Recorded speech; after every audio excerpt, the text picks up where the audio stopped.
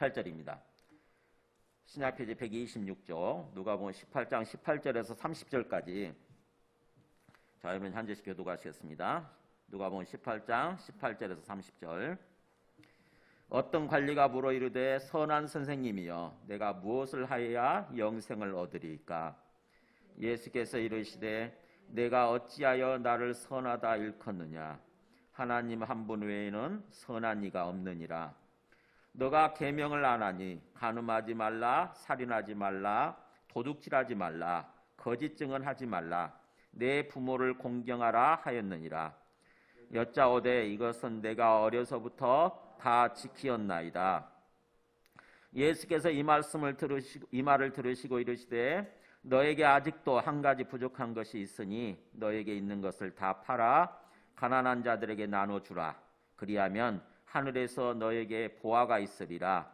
그리고 와서 나를 따르라 하시니 그 사람이 큰 부자이므로 이 말씀을 듣고 심히 근심하더라. 예수께서 그를 보시고 이르시되 재물이 있는 자는 하나님의 나라에 들어가기가 얼마나 어려운지 낙타가 바늘기로 들어가는 것이 부자가 하나님의 나라에 들어가는 것보다 쉬우니라 하시니 듣는 자들이 이르되 그런즉 누가 구원을 얻을 수 있나이까? 이르시되 무릇 사람이 할 수 없는 것을 하나님은 하실 수 있느니라. 베드로가 여짜오되 보옵소서 우리가 우리의 것을 다 버리고 주를 따랐나이다. 이르시되 내가 진실로 너에게 이르노니 하나님의 나라를 위하여 집이나 아내나 형제나 부모나 자녀를 버린 자는 같이 읽습니다. 현세의 여러 배를 받고 내세의 영생을 받지 못할 자가 없느니라 하시니라. 아멘. 앉으시겠습니다. 네, 오늘은 본질로 돌아가자 다시 돌아와서 다섯 번째 영생에 관한 말씀입니다. 영생이 뭔가 하는 거예요. 영생이 뭔가. 우리가 앞에서 쭉 어떤 우리가 중요한 신앙생활에 중요한 어떤 개념들, 용어들에 대해서 본질이 뭔지를 이렇게 말씀을 들었지요. 제일 첫 번째가 복음과 구원이 뭔가 하는 거였어요. 한번 기억나세요? 복음이 뭐라고 그랬죠? 말 그대로는 기쁜 소식인데 뭐가 기쁜 소식이에요? 하나님의 아들이 이 땅에 오셨다고 하는 거. 이게 복음이라고 그랬죠. 하나님의 아들이신 분이 우리를 구원하시기 위해서 그리스도로서 오셨다. 이 땅에 그리스도. 그게 기쁜 소식이죠. 그 다음에 구원은 뭐라고 그랬죠? 구원은 하나님 앞에 의를 회복하는 것, 즉 하나님과의 정상적인 관계를 회복하는 것, 그게 의예요. 하나님의 의. 즉 다시 말하면 이제 하나님의 의를 회복하게 되면, 하나님의 의를 얻게 되면 하나님과 더불어 화평을 누리는 삶을 살아갈 수 있게 되는 거죠. 하나님과 함께하는 삶을 살아갈 수 있게 된 것, 그게 구원이에요. 그러니까 구원의 개념은 하나님과 함께하는 삶을 살아가는 거. 죽어서 천국 가는 건 어떡하고요? 네, 그렇게 살다 보면 그런 삶의 결과로서 주어지는 게 죽어서 천국 가는 거예요. 이 땅에서 그런 삶을 살지 않았어도 그런 어떤 천국에 들어갈 수 있느냐? 죽어서 하나님 계신 곳으로 갈 수 있느냐? 안 그렇다는 거죠.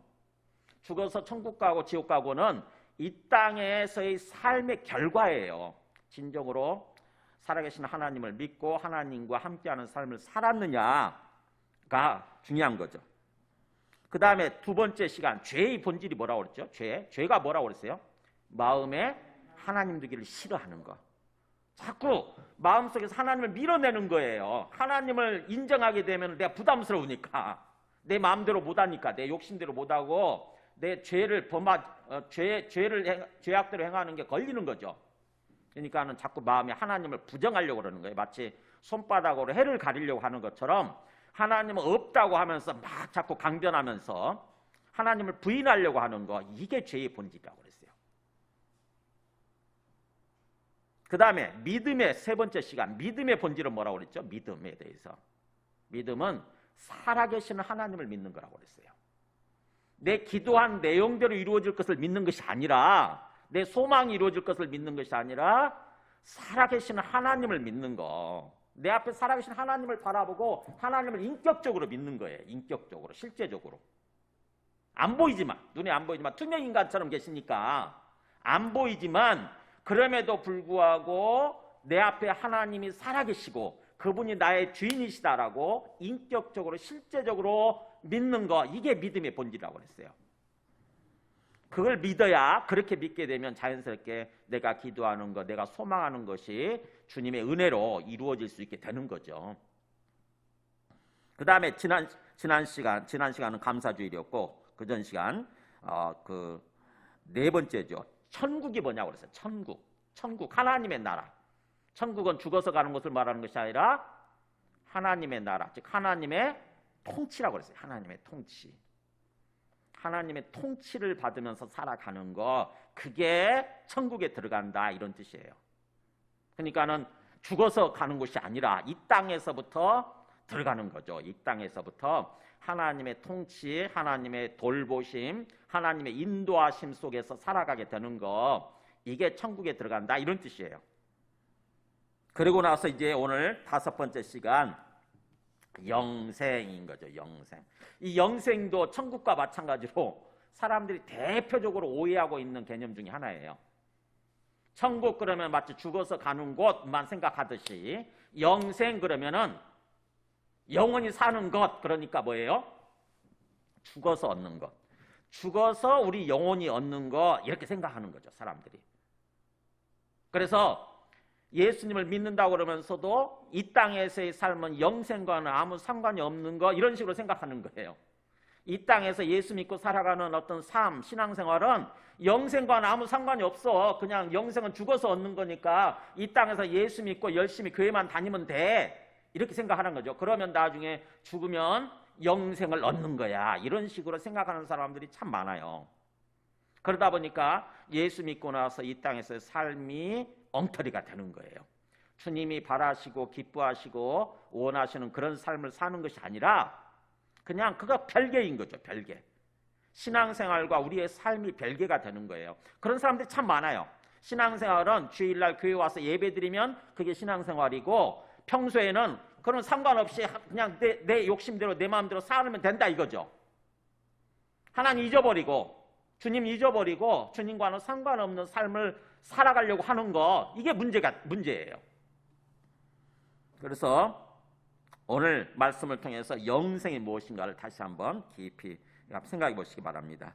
자, 오늘 말씀 본격적으로 나누기 전에요, 우리 존 오트버그라는 사람이 있어요. 존 오트버그. 그 사람이 달라스 일라드, 한번 그림부터 좀 보여줘 보실래요? 존 오트버그가 누구냐? 네, 이런 분이에요. 달라스 일라드의 제자이면서 함께 사역하신 분이신데, 인생은 영생이 되다, 우리의 인생이 영생이 되다라고 하는 이 책을 쓰신 분이에요. 뭐 이런 책을 썼죠. 내가 구원받았는지 어떻게 알 수 있는가, 또 예수는 누구인가, 이런 책들을 썼는데, 이분이 이 책 속에서 얘기하는 내용이 뭔지 한번 잠깐 보여주실래요? 동영상 한번 좀 보여주세요.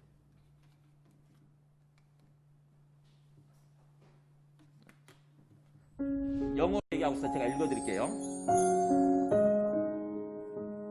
구원과 영생에 관한 오해와 진실, In human language, 우리가 particularly the Christian 사용하는 faith, 기독교 영어 가운데 the 가장 deepest and most 심오하고 mysterious 가장 expression of what we're 신비로우며 waiting for is found in this 우리가 가장 amazing 고대하는 word, 놀라운 말이 eternity. 있습니다. 바로 We can't get 영원이라는 away 말입니다. from it. 누구도 We're told in 영원에서 the Old 자유로울 수 Testament, God 없습니다. has set eternity 구약 성경을 in the 보면 human heart, 하나님께서 in 우리 yours. 속에 Here's 영원을 what Jesus 사모하는 마음을 said, 주셨다고 and 했죠. this is eternal life, 예수님 말씀하신 that they may know 영생과 you, 유일하신 참 the only 하나님과 true 그가 God, 보내신 자 예수 and 그리스도를 Jesus 아는 Christ, 것입니다. whom you have sent. Eternal life 영생은 is knowing God. 하나님을 아는 것입니다. Jesus made this 또한 놀라운 extraordinary claim. 말씀하셨습니다. I am the vine, 나는 포도나무요 you are the 너희는 가지니 branches. 내 안에 거하라 나도 너희 안에 Remain 거하리라. in me, abide in me, and I will abide in you. Learn to abide in 주님 안에 Jesus. 거하는 법을 When I 배우시기 first wake 바랍니다. up in the morning, 그러면 so I'm 아침에 not 눈을 뜰 filled 때도 with 불안이나 anxiety 두려움이 or fear. 없습니다. When I go into work, 일을 so 할 I'm not 때도 더 working 이상 내 on my 힘으로 own 하는 것이 anymore. 아님을 깨닫게 될 것입니다. When I interact with other 사람들과 올 people, so that 때도 when 그 I'm with 순간 them now, it's 그들과 not just 함께하는 me with 사람은 them, it's 그냥 me and 내가 Jesus with 아닙니다. them. 예수 안에 있는 내가 그들과 함께하는 것입니다. That's eternal life. 이것이 바로 It's waiting for 영생입니다. you, right 영생은 where 여러분이 you 있는 are, 바로 right 그곳 now. 지금 Get to 여기에 know 있습니다. God. Awaken 하나님을 to His presence in your 알아가십시오. life. 하나님의 Get rid of 임재하심에 whatever standing 깨어나십시오. in between you and His love. See the world the way 그분의 He 눈으로 sees it. 세상을 Live 바라보고 그분 in 손 the 안에서 peace and 평안과 joy 기쁨을 of safety 누리십시오. in His hand. Abide in Him. 그분 안에 거하십시오. God 하나님 wants to 여러분과 have an 친밀해지기를 intimate relationship 원하십니다. with you. He's offered you an invitation. 하나님께 초대를 받은 It's time for 여러분, your 이제 journey to 영혼으로 begin. 향하는 여행을 시작할 때입니다. 네, 우리 그 달라스 윌라드 그것도 한번 보여줘 보실래요? 몇 번 보여드렸죠? 현재부터 시작합니다. 예수님의 모든 가르침은 영생이란 무엇인가? 달라스 윌라드 박사의 설교를 정리한 것입니다. 첫째로 영생은 현재부터 시작합니다. 우리는 항상 먼 미래 천국을 생각합니다. 맞습니다. 그런데 영원 영생은 지금 현재부터 시작합니다. 예수님의 모든 가르침은 항상 영생적인 것이었습니다. 여기서 영생이란 오늘 현재부터 시작하는 것입니다. 죽어서부터 시작하는 것이 아닙니다. 예수님은 너희들이 죽어서 천국에 가서 영생을 사는 것이니까 지금 이 땅에서는 호의호식하며 잘 살다가 천국만 가서 그때부터 영생하면 돼. 이런 식으로 가르치신 적이 결코 없습니다. 지금 현재의 삶이 영생의 삶의 시작이며 지금 오늘의 삶이 영생의 삶의 연장선상에 있으며 지금 나의 삶이 영생이다라는 것입니다. 이 땅에서는 축복받아 부자로 살다가 죽어서 천국에서 영생을 살자. 이건 성경적 논리가 아닙니다. 현재 영생을 사는 것이란 현재 하나님을 아는 것입니다. 요한복음 17장 3절에 예수님은 영생은 바로 이것이다 라고 말씀하셨는데요. 그것은 하나님과 예수 그리스도를 아는 것이라고 말씀합니다. 여기서 아는 것은 지식이 아니라 상호 친밀한 교제를 통해 아는 것을 의미합니다. 영생은 오늘을 보면 알 수 있습니다. 장차 내가 천국을 갈 것인가요? 오늘 내가 천국을 살고 있으면 장차 죽어서 천국에 가고 그 반대도 마찬가지입니다. 오늘 못 살면 장차 못 갑니다. 성경을 보는 각도를 좀 더 넓힙시다. 성경에 나오는 예수님의 모든 가르침은 영생과 직결되어 있습니다. 그 영생은 하나님과 새로운 계속되는 친밀한 관계를 의미하며 그것은 예수님과 함께 예수님 당시에 현재에 이미 시작되었습니다. 영생이란 네. 자, 오늘 말씀 한번 보시기 바랍니다. 오늘 말씀도요, 예수님께서 참 예수님을 믿는다고 하는 것이 무엇인지, 우리가 예수님을 믿는다면 이 땅에서 어떤 삶을 살 수 있고 어떤 삶에 초점을 맞추고 살아야 되는지를 주님께서 말씀해 주시는 본문입니다. 자, 오늘 말씀 보면은요, 18장 18절에 어떤 관리가 와서 질문을 합니다. 주님께. 이 관리라고 하는 것은 사내들인 공의 회원이라고 하는 뜻이에요. 그러니까는 이스라엘 사회의 지도자죠. 사내들인 공회면 우리식으로 하면은 입법부, 사법부, 행정부가 합쳐진 곳이에요. 71명으로 구성되어 있거든요. 의장 포함해서 사내들인 공회 의장, 대제사장이죠. 대제사장 포함해서 71명으로 구성되어 있어가지고 거기서 모든 것을 결정을 하고 또 어떤 그 재판을 하고 그러는 곳이에요. 사내들인 공회. 그 사람 중에 한 명이니까 이스라엘의 지도자죠. 이스라엘 사회, 이스라엘 나라의 최고 지도자 중에 한 명인 거예요. 그 어떤 관리가 이 사람이 사실은 부자죠. 부자 청년인데, 그러니까 사내들인 공회 회원이면서 또 부자고 청년이고 그러니까 어떻게 보면은 우리식으로 하면 엄친아일 것 같아요. 엄친아. 그런 사람 중에 한 명이죠. 그런 사람이 와서 예수님께 이렇게 물어요. 선한 선생님 이렇게 부르면서 내가 뭘 하여야 영생을 얻으리까 이렇게 질문합니다. 내가 무엇을 해야 영생을 얻을 수 있겠습니까? 이스라엘 사람들의 최대의 관심사가 뭔지를 알 수 있죠. 그죠?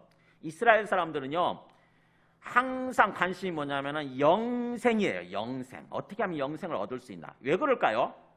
네, 성경에, 구약 성경에, 바로 구약 성경은 영생을 얻는 것이라고 하는 거, 영생을 얻기 위해서 구약 성경이 이렇게 기록되어 있다고 하는 걸 알기 때문에 구약 성경을 통해서 항상 영생을 생각하는 거예요. 구약 말씀을 통해서. 그래서 그렇게 물으니까 예수님이 그렇게 대답하죠. 예수께서 이르시되 너가 어찌하여 나를 선하다 일컫느냐? 하나님 한 분 외에는 선한 이가 없느니라. 이게 무슨 말일까요? 선한 선생님 이렇게 부르니까 너가 나를 어떻게 알고 선하다라고 얘기하느냐? 선한 분은 하나님 한 분 외에는 없다. 이 말은 무슨 말이냐고요? 바로 예수님이 내가 어떻게 보면 선한 어떤 하나님이라고 하는 것을 너가 알고서 진짜로 알고서 얘기하는 거냐 아니면 그냥 입 바른 소리 하는 거냐 하는 거예요. 선한 분이 하나님 한 분 외에는 없으니까 예수님을 향해서 선하다고 이렇게 얘기하는 것은 사실은 예수님을 선한 하나님이라고 알고 그렇게 불려야 되는 거죠. 근데 이 사람이 제대로 알고 하는 건 아니죠. 그죠? 그냥 어떻게 보면은 뭔가 예수님의 그동안 말씀이나 여러 가지 표적들을 보고 이분은 선하다 이렇게 표현하는 거죠. 선하다고 하는 건 착하다는 뜻이 아니에요. 착하다는 뜻이 아니에요. 성경에서 선하다는 말은 의롭다고 하는 거예요. 의롭다고 하는 거. 즉 의로운 것이 행동으로 삶으로 나타나면 선 이렇게 얘기하는 거예요. 선하다. 그 반대는 악하다 그러죠. 불의한 것, 죄악된 것, 영혼이 죄악된 상태가 삶으로 행동으로 나타나면 악한 거고요. 영혼이 의로운 상태가 삶으로 인격으로 나타나면 선하다 이렇게 표현해요. 성경에서. 지금 온전히 선한 분은 하나님 한 분밖에 없는데 예수님 보고 선하다 이렇게 얘기하니까 이 사람이 진짜로 알고서 하는 거냐 아니면 모르면서 그냥 입 바른 소리 하는 거냐 입에 발린 소리 하는 거냐 하는 거죠. 똑바로 알고 얘기하라고 하는 거예요. 한마디로 얘기하면은. 그러면서 예수님이 답변을 해주시죠. 그 질문에 대해서 너가 계명을 안 하니 너가 계명, 율법을 알고 있지 않느냐? 율법, 말씀을 알고 있지 않느냐? 구약 말씀. 말씀에 성경에 뭐라고 기록되어 있냐면 10계명으로 요약된 것을 얘기하죠. 7계명 간음하지 마라, 살인하지 마라, 6계명. 그 다음에 도둑질하지 마라. 이게 뭐죠? 8계명인가요? 그 다음에 거짓 증언하지 마라, 9계명. 내 부모를 공경하라, 5계명. 그거 있지 않느냐? 그러니까 율법을 얘기하시면서 구약 성경을 얘기하고 그러면서 어떤 그 10계명을 가지고 얘기를 하시는 거예요. 그 성경에 다 기록되어 있지 않느냐. 즉 다시 말하면 뭐예요? 이것들을 다 행하면 율법대로 행하면 구약 성경대로 행하면 영생을 얻을 수 있다고 하는 얘기죠. 사실 행할 수 있을까요? 없을까요? 근데 온전히 행할 수는 없잖아요. 율법을 다 그야말로 구약 성경에 있는 율법들을 그거를 항상 한 번도 어기지 않아야 되는데 일생 동안 한 번도 어기지 않고 항상 어떻게 지키는 사람이 있겠어요? 못 지키는 거죠. 근데 예수님은 그렇게 말씀하시는 거예요. 떠보는 거예요. 네가 이미 그렇게 구약 율법을 다 알고 있지 않느냐. 율법대로 행하면 영생을 얻는 거다. 문제는 속으로는 속마음은 행할 수 없다. 이런 말씀이에요. 사실은요. 행하지 못하기 때문에 다른 방법이 필요한 거죠. 그랬더니 이 사람이 못 모르고 그렇게 대답을 해요. 21절에 여짜오되 이것은 내가 어려서부터 지켰나이다. 다 지켰나이다. 와, 제가 어려서부터 이거 다 지키고 있거든요. 이런 뜻이에요. 그러니까 이 사람은 그야말로 어떻게 보면 열심히 신앙생활, 열심히 종교 활동을 하는데 사실은 객관적으로 정확하게 자기 자신을 알지 못하고 있는 거죠. 그러면서 큰 소리 치는 거예요. 그냥 어떻게 보면 우리 기독교인들이 교회만 왔다 갔다 하는 것을 가리켜서 내가 신앙생활 잘하고 있습니다. 그래서 저는 구원 받았습니다. 당연히 이렇게 생각하는 거하고 똑같아요. 저는 열심히 신앙생활하고 있거든요. 근데 물어보면 그러는 거죠. 또 뭘 가지고 열심히 신앙생활하고 있다고 그렇게 생각합니까? 그러면 전 주일날 가서 교회 예배 드리고요. 또 11조도 헌금도 꼬박꼬박 하고요. 봉사도 하거든요. 근데 주님께서 원하시는 것은 뭐예요? 그게 아닌 거죠.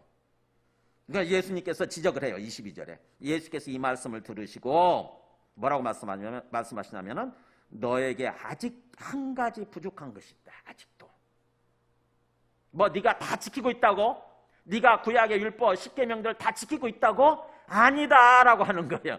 너에게 아직 한 가지 부족한 게 있어. 이게 바로 뭐냐면 너에게 있는 것을 다 팔아 가난한 자들에게 나눠주라. 그리하면 하늘에서 너에게 보화가 있으리라. 그리고 와서 나를 따르라. 이렇게 말씀하시는 거예요. 너에게 있는 거 다 팔아서 가난한 사람들에게 나눠주라. 이게 무슨 뜻이에요? 자, 십계명, 사실은 마지막 십계명 예수님 말씀하시지 않으셨죠? 십계명이 뭐예요? 탐내지 말라고 하는 거예요. 탐내지 마라. 어떤 것들, 이 세상 것들에 대해서 욕심 부리지 마라. 탐내지 말라. 이 말씀이 있는데 이 사람은 앞에 있는 그 네 가지, 그 5가지, 그것만 듣고는 내가 열심히 그거 다 지키고 있습니다. 이렇게 생각하는 거죠. 근데 마음속에 있는 그 탐심, 어떤 이 세상의 것들에 대해서 집착하는 마음, 이거를 지금 이 사람은 잘 모르고 있는 거죠. 그러니까 예수님이 그 부분을 지적하는 거예요. 너가 지금 재물에 집착하고 있지 않느냐 하는 거예요. 이 세상 것 하나님이 주신 선물이죠, 사실은. 재물이든 우리의 어떤 권력이든 우리의 명예든 우리의 자식이든 하나님이 우리에게 주신 선물이에요. 이 땅에서 살아가는 동안 그게 필요하니까 기본적으로 그것을 잘 누리라고, 그 필요를 채우고 누리라고 하나님 주신 선물들인데 어느 순간에 우리가 보게 되면은 그 선물이 주인이 되어버리는 거죠. 선물이 우리 마음의 주인 되어버리는 거예요. 그래서 그것을 욕심부리고 그것에 집착하는 마음을 가질 수 있거든요. 그러면 주님께서 십계명에서 말씀하는 그런 탐내지 말라고 하는 거기에 걸리는 것입니다. 탐심을 품게 되는 거예요. 집착하는 거예요. 뭔가에 집착하는 거, 탐심을 품는 거, 욕심 부리는 거, 이 세상에 하나님이 주신 선물들인데 그것을 필요를 따라서 그것을 뭔가 누리면서 살아가려고 하는 것이 아니라 욕심이 개입되는 것입니다. 욕심. 우리가 필요를 따라 사는 거하고 욕심을 따라 사는 거 다르다는 거 아세요? 그 다릅니다. 그거 잘 마음속으로 생각할 줄 아셔야 돼요. 필요를 따라서 사는 거와 내 욕심을 따라서 사는 것은 완전히 달라요. 필요를 따라서 사는 것은 죄가 아니에요. 이 땅에서 우리가 그냥 필요한 거니까 뭔가 어느 정도 마음의 거리를 두고 그것에 집착하지 않는 것입니다. 그것을 주인 삼지 않는 거예요. 내 마음에 우상 숭배하지 않는 거예요. 내 마음으로. 그게 필요를 따라 사는 거죠. 근데 어느 순간에 보게 되면은요, 우리가 그 어떤 그 마음을 잃어버리고 욕심이 개입되면서 그것에 집착하는 경우가 있어요. 하나님이 주신 선물들인데 그걸 집착해요. 하나님은 잊어버리고, 이제 그것 때문에 하나님이 주신 선물들 때문에 하나님은 잊어버리고 그게 내 마음에 딱 중심에 들어와 가지고 내 마음의 우상이 돼버리는 거예요. 하나님 주신 재물, 우리 어떻게 보면 건강, 권력, 명예, 우리의 자식, 이런 모든 것들이 하나님이 돼버리는 거죠. 내 마음속에 하나님 자리에 앉아버리는 거예요.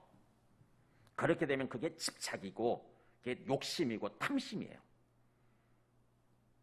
이 사람은 자기가 이 재물 때문에 그렇게 지금 자기 재물에 집착을 하고 재물이 주인되어 있는 상태인데 이 사람은 그걸 알지 못하는 거예요. 그래서 예수님이 그걸 지적하시는 거예요. 너에게 아직 또 한 가지 부족한 게 있는데 그것은 바로 네가 갖고 있는 이 재물에 집착하는 거다. 그 마음 때문에 하나님을 잊어버리게 되고 하나님을 진정으로 따르지 않게 되는 거다. 그러니까 그 하나님을 온전히 주님으로 섬기는 거, 그것을 방해하는 네 재물 있잖아, 그거 다 없애고 와라, 이런 뜻이에요. 그 재물을 다 팔아서 가난한 사람들 다 나눠줘버리고 그리고 와서 나를 따르라. 그러면 하늘에서 큰 보화가 있을 거다. 즉 다시 말하면 뭐예요? 하늘에서 그 마음속에다가 은혜를 부어주셔서 자유함이 있게 되는 거죠. 막 재물에 집착했는데 그야말로 잠도 못 자고 항상 이 재물에 막 집착하면서 그렇게 어떤 그 삶을 살았는데 재물이 다 없어지게 되면 어떻게 됩니까? 그 마음이 하나님께로 향하게 되는 거죠. 하나님께로. 그래서 그 마음의 자유함을 누리면서 어떻게 보면은 은혜가 있게 되고 평안이 있게 되고 기쁨이 있는 그런 삶을 살아가게 되는 거죠. 그게 바로 하늘에서 보화가 너에게 있으리라, 그런 뜻이에요. 하늘에서 보화를, 진짜 보물을, 재물이 아닌, 이 세상 없어질 재물이 아닌 진짜 보물을 너의 심령에 부어주시게 될 거다. 그리고 와서 나를 따르라, 그 말은 진정으로 예수님을 믿고 인격적으로 믿고 따르라, 이런 뜻이에요. 그러면 뭡니까? 영생을 얻게 된다, 이런 뜻이죠. 그러면 그게 예수님의 해답이에요, 사실은요. 그러니까 앞에서 계명을 얘기했던 거는 이 사람이 정말 제대로 계명을 알고 있는가 이렇게 떠보기 위한 거고, 그 계명으로 사실은 영생을 얻는 것이 아니라 진정으로 그 22절 말씀인 거죠. 마음속에 모든 어떤 그 집착하고 있는 것들을 다 없앰으로써 온전히 주님께, 하나님께 마음을 집중하고 그렇게 믿고 따라가는 것. 그래야 영생을 얻게 된다고 하는 거죠. 근데 이게 쉬울까요? 23절 보세요. 그 사람이 큰 부자이므로 이 말씀을 듣고 심히 근심하더라. 네.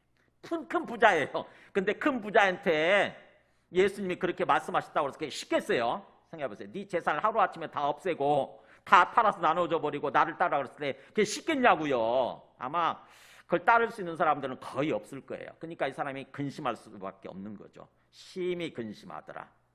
심히 근심하고 가더라, 떠나가더라 이렇게 돼 있어요. 다른 성경 보면은 이 말씀, 사실은 오늘 본문이 마태복음에도 나오고 마가복음에도 나오고 누가복음에도 나오고 세 공간복음서에 다 나와요. 그 얘기는 이 얘기가 실제로 있었다는 얘기고 실제로 있었던 일이라는 얘기고 그러면서 중요하다고 하는 거죠. 이 말씀이 중요한 거죠. 그래서 세 공간복음에 다 나오는 거죠. 그래서 다른 복음서에 보면은 이 사람이 심히 근심하면서 가더라 이렇게 돼 있어요. 그러니까는 도저히 예수님의 말씀을 수용하지 못하고 그냥 근심하면서 가는 거죠. 그러니까는 예수님이 그 말씀을 보면서 그래서 오늘 말씀 이 첫 번째 말씀을 보게 되면은 이스라엘 사람들의 최대의 관심사 그리고 성경에 지향하고 있는 게 뭐냐? 사실은 영생 얻는 거예요. 영생 얻는 거. 구약 성경 모든 성경 말씀이 지향하고 있는 게 영생 얻는 거예요. 예수님도 이 말씀에 대해서 얘기를 해주신 적이 있습니다. 요한복음 5장 39절 보면은 보세요. 예수님이 요한복음에서는 핵심이 영생이잖아요. 그러니까는 요한복음에서 예수님이 이렇게 말씀하세요. 너희가 성경에서 영생을 얻는 줄 생각하고 성경을 연구하거니와 이 성경이 곧 내게 대하여 증언하는 것이니라. 보세요. 너희가 성경을 왜 연구하느냐? 영생 얻기 위해서. 그러니까 다 아는 거죠. 이스라엘 사람들 다 알고 있어요. 성경이 뭘 지향하고 있다고 하는 거. 성경의 목적이 뭐라고 하는 걸 다 알고 있어요. 바로 그 영생이에요. 영생. 그러니까 이스라엘 사람들도 그렇고 성경도 그렇고 초점이 뭐냐? 목적이 뭐냐? 영생 얻는 거예요. 근데 그 성경은 사실은 영생의 길을 얻는 길은 바로 그리스도, 내게 대하여 말은 그리스도예요. 그리스도를 받아들임으로써 그리스도를 믿음으로써 영생을 얻게 되는 거라고 하는 거죠. 그래서 이 성경이 곧 내게 대하여 증언하는 것입니다. 그러니까 성경이 지향하고 있는 것은 영생이고 그 영생을 얻는 거는 곧 뭐예요? 그리스도를 믿는 거예요. 그리스도. 그렇게 되면 성경을 영생을 얻게 되는 거죠. 그러나 너희가 영생을 얻기 위하여 내게 오기를 원하지 아니하는 거 이게 문제다라고 지금 말씀하시는 거죠. 그리고 요한복음 6장 40절도 자, 성경을 통해서 구약 성경을 주신 그 하나님 아버지께서 우리에게 원하시는 삶이 이거죠. 원하시는 게 뭐냐? 내 아버지의 뜻은 아들을 보고 믿는 자마다 영생을 얻는 이것이니 이렇게 나오잖아요. 하나님 아버지의 뜻이 뭐예요? 모든 사람들이 영생 얻는 거예요. 근데 영생 얻는 거는 뭐예요? 얻는 길은 아들을 보고 믿는 거예요. 그러니까 하나님 아버지께서 자기 아들을 그리스도로 보내주시고 그 아들을 통해서 모두가 아들을 그리스도를 믿음으로써 뭐예요? 영생을 얻는 거 그게 하나님 아버지의 뜻이라고 하는 것입니다. 그러니까 성경에 지향하는 바 하나님 아버지의 뜻은 모든 사람이 영생을 얻는 거죠. 그런데 이 사람이 예수님의 그 말씀을 듣고 그걸 수용하지 못하고 받아들이지 못하고 가지요. 심히 근심하면서 가니까 예수님이 그 뒤에서 이렇게 말씀하십니다. 24절에 예수께서 그를 보시고 이르시되 재물이 있는 자는 하나님의 나라에 들어가기가 얼마나 어려운지 낙타가 바늘귀로 들어가는 것이 부자가 하나님 나라에 들어가는 것보다 더 쉬우니라. 갑자기 영생에서 뭘로 바뀝니까? 하나님의 나라로 바뀌죠. 초점이. 영생을 얘기하시다가 갑자기 하나님의 나라 들어가는 걸 천국에 들어가는 걸로 바뀌어요. 그러면은 예수님의 마음속에 있는 의도는 뭐예요? 영생 얻는 것은 곧 하나님 나라에 들어가는 거라는 거죠. 그죠? 근데 이 사람이 영생을 얻기가 얼마나 어려운지 이렇게 말하지 않고 하나님 나라에 들어가는 게 얼마나 어려운지 이렇게 말씀하시잖아요. 그러니까 영생은 곧 하나님 나라예요.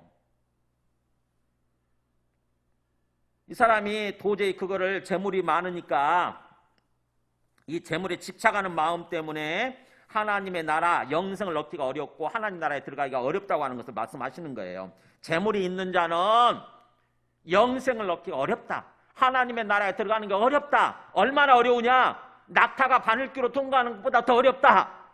그러면 무슨 뜻이에요 이게? 불가능하다는 뜻입니다. 아이고 큰일 났네, 그죠? 우리 다 전부 다 부자가 되기를 원하는데 예수님은 뭐라고 그러냐면 재물이 있으면 부자는 하나님 나라 절대 못 들어간다. 절대 구원받지 못한다. 이렇게 말씀하시니까 큰일 났네요, 그죠? 그러면은 예수님의 이 의도가 뭘까요? 진정한 의미, 예수님 말씀 의미. 무조건 부자 되면 안 된다는 거예요? 무조건 재물이 있으면 안 된다는 거예요? 그런 뜻이 아니잖아요. 재물이 집착하는 것을 말하는 거예요. 재물이 집착하는 거. 재물이 있고 없고 객관적으로 부자고 가난한 사람 그게 중요한 게 아니에요. 사실은요. 부자라도 재물에 집착하지 않고 살아가는 사람들이 있어요. 가난한 사람이라도 완전히 어떤 재물에 집착하는 사람들 있잖아요. 집착하는 것을 말하는 거예요. 탐심, 거기다 탐심을 가지고 욕심을 부리고 집착하는 사람. 그러니까 예수님이 지금 말씀하시고자 하는 거는 재물이 있으면서 그 재물에 집착하는 사람은 마음속에 그 재물이 주인 되어버리니까 마음속에 심령이 하나님이 주인 되는 것이 아니라 재물이 주인 되다 보니까 하나님의 통치를 못 받는 거죠. 하나님의 나라에 들어간다는 말은 하나님의 통치에 들어간다는 뜻이라고 그랬잖아요. 그러니까는 하나님의 심령이, 우리의 심령이 하나님의 통치를 받으면서 살아가야 되는데 그게 영생이고 그게 구원인데 재물에 집착하는 사람은 재물이 마음속에 주인 되다 보니까 하나님을 밀어내는 거죠. 하나님이 통치하시려고 그러면 밀어내는 거예요. 아이고 하나님 저만큼 떨어져 계시고 이거 들어오지 마세요. 내 삶의 반경에, 내 재물 반경에 들어오지 마세요. 이건 내 거예요. 노다지, 노터치. 이거 내 거니까 요구하지 마세요. 그냥 가만히 떨어져 계세요. 내가 예배 드릴 때만 아는 척 하시고 좀 가만히 계시라고. 이런 식으로 생각하는 거죠. 그런 사람 얼마나 많냐고요. 그렇게 되면은 온전히 하나님이 우리의 심령에 들어오셔서 우리의 심령을 통치하시면서 우리의 삶을 인도해 주기를 원하시는데 우리한테 평안을 주시고 기쁨을 주시고 뭔가 정말 은혜로운 삶을 살아가도록 하기를 원하시는데 그게 안 되는 거예요. 내가 받아들이지 않으니까. 내가 인격적으로 받아들이지 않고 밀어내버리니까 이 재물에 대한 욕심 때문에 하나님을 밀어내는 거예요. 그렇게 되면 그 사람은 예수님을 진짜로 믿는 사람이 아니라 하나님을 주님으로 믿는 것이 아니라 뭐예요? 재물을 주인으로 믿는 거고 그 다음에 하나님은 적당히 그 재물을 위한 종으로서 내가 부리려고 하는 그런 모습으로 살아가는 거죠. 내 재물을 위해서 하나님이 존재하고 내 어떤 세상적인 성공을 위해서 하나님을 끌어들이는 거예요. 소위 그게 기복주의 신앙이라고 그래요. 기복주의 신앙. 기복. 축복받는 거, 물질적인 축복받는 것이 주되게 되는 거. 주된 거 되는 거. 주인이 되는 거. 그거는 기복주의 신앙은 진정한 신앙이 아니에요. 물론 처음에 신앙생활 할 때는 그걸로 신앙생활 할 수 있지만 거기서 벗어나야 되는 거죠. 시간이 흐르면서 진짜로 하나님이 주인 되는, 주님이 주인 되는 신앙으로 벗어나야 돼. 그렇게 나아가야 되는데 계속 시간이 흘러도 계속 그 상태에 머물러 있으면 기복주의 어떤 단계에 머물러 있게 되면은 진정으로 주님을 믿는 게 아니에요. 주님이 우리의 심령과 우리의 삶을 통치하시고 다스리시는 그런 하나님 나라의 삶을 우리가 못 살아가는 것입니다. 그러니까는 이 사람이 지금 예수님이 이 사람을 향해서 그렇게 얘기하시는 거예요. 재물에 있는 자는, 그 말은 재물에 집착하는 자는 그런 뜻이에요. 재물에 집착하는 자는 하나님의 나라에 들어가기가 불가능하다. 그렇기 때문에 성경은요 그런 것들에 대해서 많이 얘기를 해요. 마태복음 6장 24절에 산상순에서도 예수님이 이렇게 말씀하신 적이 있어요. 한 사람이 두 주인을 섬기지 못한다. 우리 심령으로 주인으로 섬기는 걸 말하는 거예요. 한 사람 마음속에 한 사람 심령 속에 주인이 둘일 수가 없다는 거예요. 그래서 혹은 이를 미워하고 저것을 사랑하거나 아니면 이것을 중히 여기고 저것은 가볍게 경히 여김이라. 그러면서 너희가 하나님과 재물을 겸하여 주인으로 섬기지 못하느니라. 이렇게. 그러니까 나는 하나님도 믿을 거고요. 하나님도 주인으로 믿을 거고 재물도 주인으로 믿을 거예요. 그건 안 된다는 거예요. 둘 중에 하나를 선택해야 되는 거죠. 하나님을 주인으로 섬기든지 아니면 재물을 주인으로 섬기든지 선택해야 된다고 하는 것입니다. 디모데전서 6장에 사도 바울도 이렇게 얘기를 해요. 디모데전서 6장 17절에 보면은 너가 디모데에게 하는 얘기예요. 사도 바울이 너가 이 세대에서 부한 자들, 부자들을 명령하여 뭐라고 명령하라고 돼 있냐면 명령이라고 그랬어요. 그 사람들한테 강력하게 말해라. 그러면서 마음을 높이지 말라고 그래라.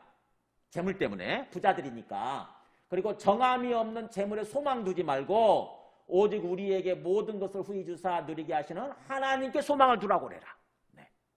그러니까 자칫하게 되면 재물이 좀 있게 되면은 자칫하게 되면 재물이 하나님인 것처럼 재물에다 소망을 두고 살아가기 쉽은 거죠. 그러니까는 그렇게 되면은 그들이 영생을 얻지 못하고 어떤 그 구원을 얻지 못하니까 그 사람들한테 명령을 하라고 하는 거죠. 절대로 그 재물 때문에 마음을 교만하게 자꾸 높이지 말고 그리고 정함이 없는 재물에 소망 두지 말고 재물에 소망 두지 말라 하면서 정함이 없단 말은 무슨 말이에요? 재물은 있다가도 없고 없다가도 있는 거라는 거죠.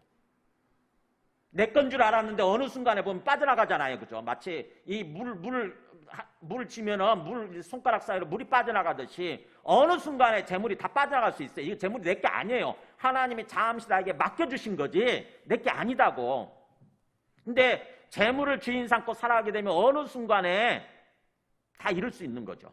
병에 걸려서 잃을 수 있고 사고를 당해서 잃을 수 있고 어느 순간에 다 잃어요. 그러니까는 재물을 이용해야 되는 거지. 재물을 우리의 필요를 따라서 이용할 줄 알아야 되는 거지. 재물이 주인 되면 안 된다고. 재물을 떠받들면서 재물에 내 마음을 빼앗기고 그렇게 살면 안 된다고.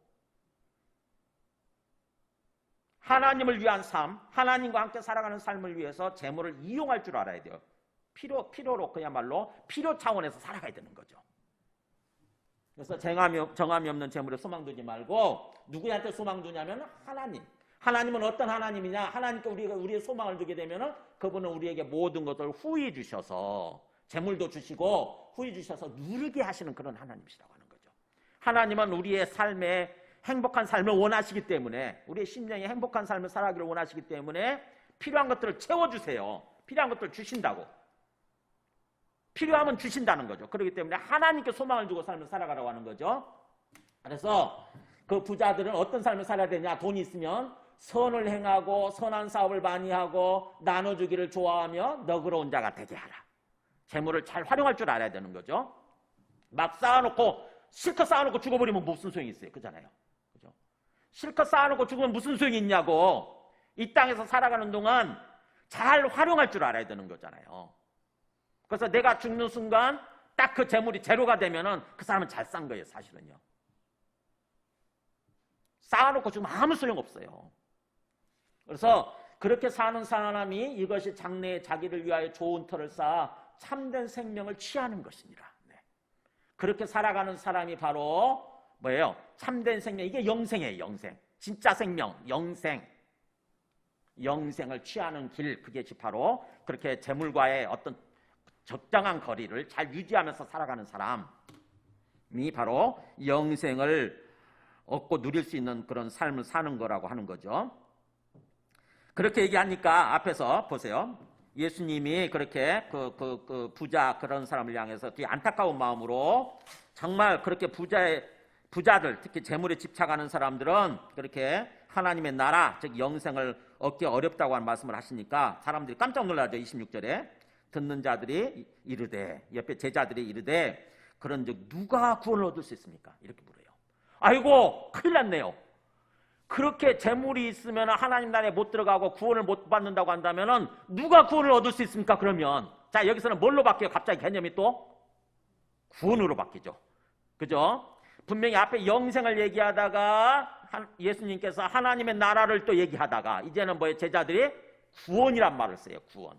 그러면 우리가 짐작할 수 있죠. 그죠? 추측할 수 있어요.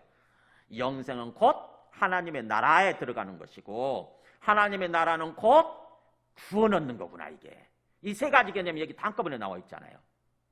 그죠? 영생은 하나님의 나라고 하나님의 나라는 곧 구원이에요. 그랬더니 예수님 말씀하시죠. 이르시되 무릇 사람이 할 수 없는 것을 하나님은 하실 수 있느니라. 사람은 불가능해도 하나님은 하신다. 무슨 말이에요? 사람은 앞에서 사실은 계명이죠. 계명을 말씀하시면서 이 마음을 담고 계셨던 거죠. 사람이 그 계명 다 지킬 수 없는 거죠. 사실은 죄의 경계선상을 보여줄 뿐이지 그것이 율법을 다 지킬 수 있다고 생각해서 주신 게 아니에요. 사실은요.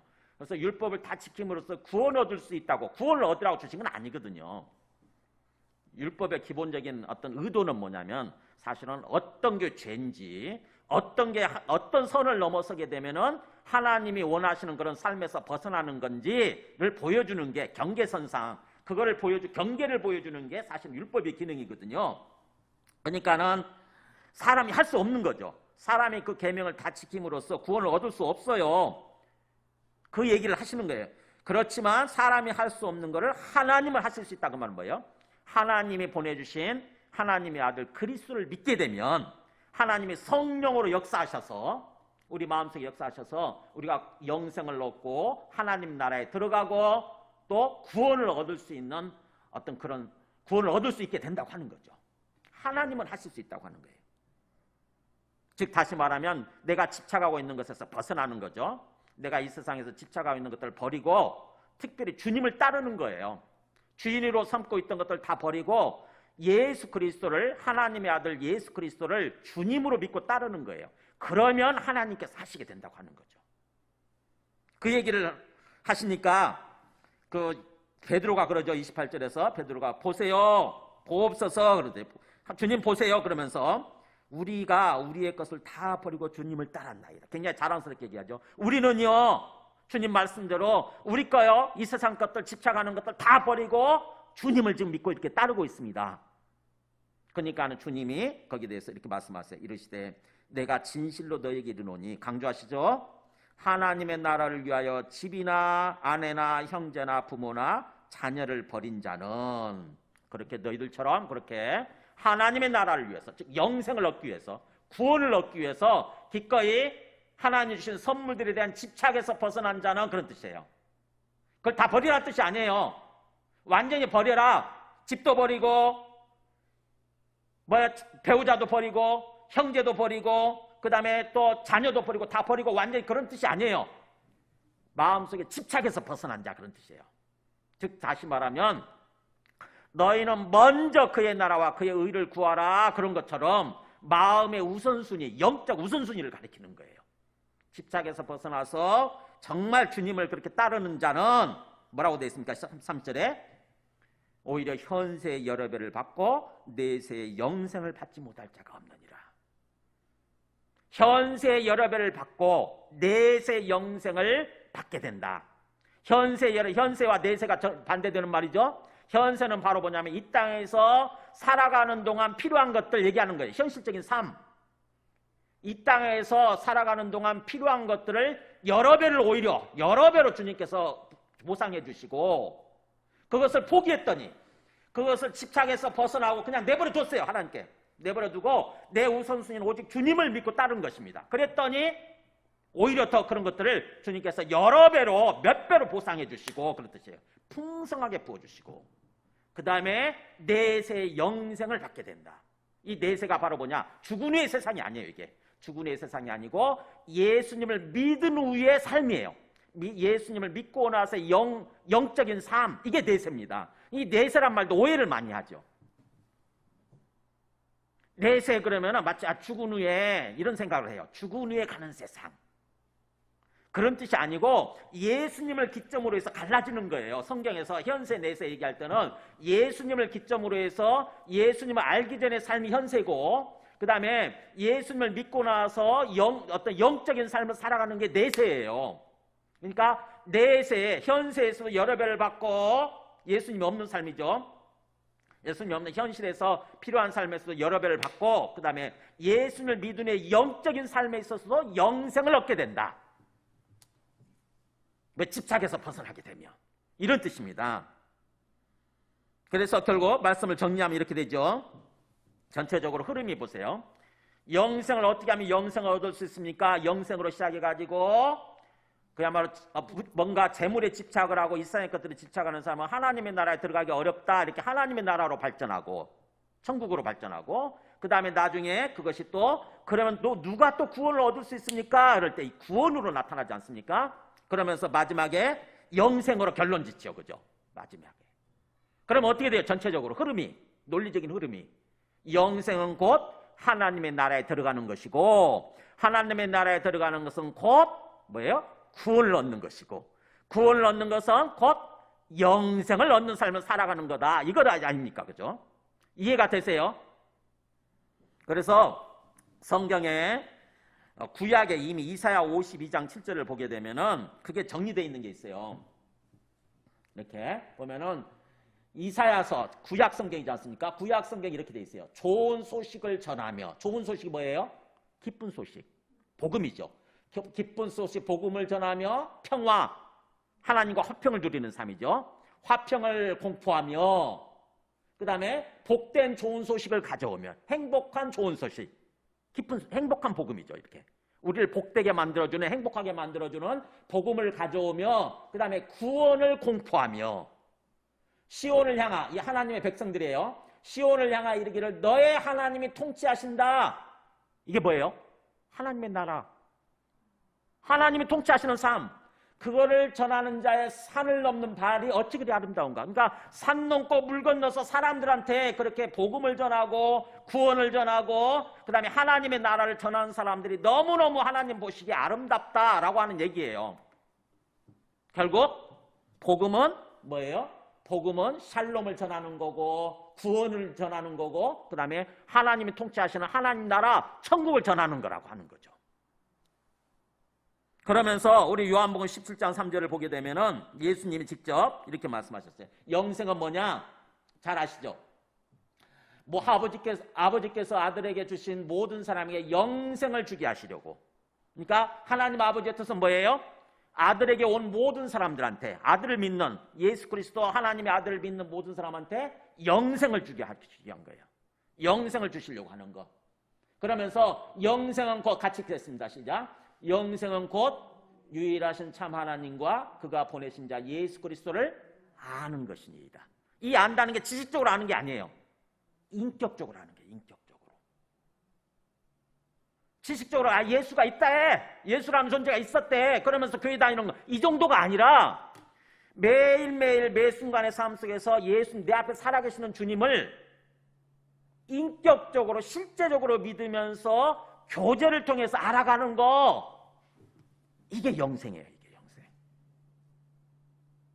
그러니까 영생은 죽은 후에 얻는 것이 아니라 이 땅에서부터 주님과 인격적으로 교제하면서 삶을 살아가는 것, 주님과 함께 삶을 살아가는 것, 이게 영생이에요. 그래서 이 땅에서 삶의 초점을 어디다 맞춰야 되느냐? 예수님을 진정으로 믿는다고 한다면 이 땅에서 삶의 초점 어디다 맞춰야 돼요? 네, 영생의 삶에 초점 맞추는 거예요. 살아계시는 주님을 믿고 주님과 항상 교제하면서 인격적으로 교제하는 삶, 그래서 인격적으로 동행하는 삶에다 초점 맞추고 사는 거예요. 매일 매 순간 항상 아이고 내 소중한 거, 이 재물, 이 내 자식 이거 어떡하고요? 그거는 하나님이 주신 선물들이니까 일단 놔두고 그걸 주인 삼지 말고 거기서 집착하지 말고 먼저 내가 우선순위로 삼아야 되는 것은 내 앞에 계시는 살아계시는 주님을 인격적으로 바라보면서 주님과 교제하는 삶에, 그래서 주님과 동행하는 삶에 초점 맞추는 거예요. 그러면 나머지는 뭐예요? 나머지는 주님이 지켜주시고 주님이 세워주시게 되는 거예요. 주님이 인도해 주시게 되는 거죠. 근데 내가 그것을 붙들고 내가 집착하고 하면 다 잃어요. 다 잃는다고. 주님은 질투하시는 하나님이시기 때문에 하나님의 자리에 내가 뭔가를 놓잖아요. 하나님 밀어내요. 그거를 다 밀어낸다고. 하나님은 우리와 결혼관계에 있거든요. 하나님이 우리의 신랑이시고 예수님이 우리의 신랑이시고 우리는 예수님의 신부라고. 근데 그 신랑 신부 사이에 다른 존재가 끼어든다고 생각해 보세요. 그러면 신랑 대신 예수님이 그거 가만히 있겠냐고요. 그거. 우리를 사랑하시기 때문에 다 밀어낸다고. 주님은 오직 주님만이 첫 자리에 계시기를 원하세요. 우리 마음속에서. 그러면 주님께서 모든 것을 지켜주시고 우리의 삶을 평안하고 참으로 복되고 기쁜 그런 삶을 살아가도록 주님께서 인도해 주시게 되는 거죠. 주님 안에서 주님과 함께 동행할 때에 우리가 행복해질 수 있는 것입니다. 그래서 이 땅에서 삶을 살아갈 때에 영생의 삶에 초점을 맞추는 거예요. 하나님을 인격적으로 알아가는 삶. 항상 주님 바라보고 주님과 교제하는 삶에 초점 맞추는 거예요. 지금의 이 문제 상황에서도 지금 코로나가 다시 뭔가 확산되는 그런 인류에 있는데 저는 주님의 뜻이 있을 거라고 생각을 해요. 이 코로나 뭔가 조금 이렇게 맛배기를 보여주었는데 사람들이 정신 못 차리잖아요. 아직도 계속해서 마스크도 쓰지 않고 그러다 보니까 코로나 이제 또 확산되고 어디까지 확산될지 모르겠어요. 앞으로. 근데 지금의 상황도 주님의 관점에서 바라보시기 바랍니다. 주님이 뭔가 뜻이 계셔서 우리를 진정한 구원으로 그리고 진정한 영생의 삶으로 인도해 주시기 위해서 이걸 허락하셨다 이렇게 생각을 하시고 주님의 관점에서 바라보고 우리는 그것에 막 집착하고 매달려 그러는 것이 아니라 두려워하고 그러는 것이 아니라 먼저 주님과 영생의 삶에 초점 맞추는 거예요. 그래서 주님을 밀어내는 것이 아니라 주님과 함께 일하고 주님과 함께 자녀를 양육하고 항상 주님과 함께 뭘 하든지 주님과 함께하는 삶에다 초점 맞추고 걸어가는 거예요. 그럼 주님께서 우리의 건강도 지켜주시고 우리의 삶도 세워주시고 우리의 삶도 형통하게 해주시고 우리의 자식들도 세워주시고 이렇게 되는 거죠. 항상 내 앞에 계시는 주님을 바라보시기 바랍니다. 우리 그림 한번 예수님의 그 기도하시는 모습 그림 보여주세요. 네, 이렇게 하는 거예요. 이렇게 딱 눈을 감고 저는 기도할 때 그래. 눈을 감고 앞에 계시는 주님을 이렇게 고개를 올렸다 바라봅니다. 그럼 내 앞에 주님이 계시잖아요. 주님 우리 다 보고 계시거든요. 그럼 나도 내 고개를 들어서 주님을 바라보는 거예요. 주님과 영적으로 교통이 이루어져요. 이렇게 항상 그렇게 사는 거예요. 항상 예배 드릴 때만이 아니라 항상 내 앞에 계시는 주님을 항상 의식하고 바라보고 주님과 계속 영적으로 대화하는 거죠. 그래서 영적으로 동행하는 거예요. 주님과 인격적인 동행. 주님처럼 주님 하나님 아버지와 이렇게 대화하시는 모습 보세요. 이게 바로 영생의 삶이에요. 우리 함께 찬송하고 기도하겠습니다. 찬송가 438장